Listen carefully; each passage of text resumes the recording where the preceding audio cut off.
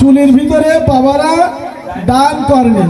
আবার ফুল নেন, যে কোনো ফুল হাতে নেন, তুলসী হলে ভালো হয়, না হলে যে কোনো সাদা ফুল নেন, সাদা ফুল নেন।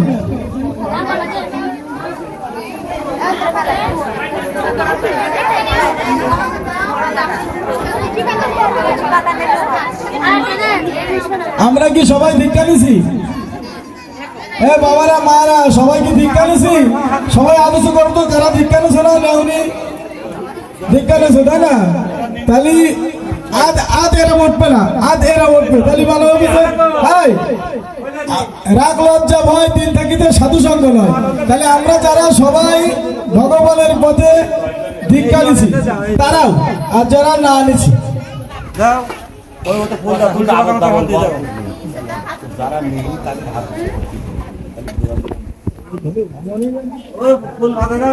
তাহলে আমরা সবাই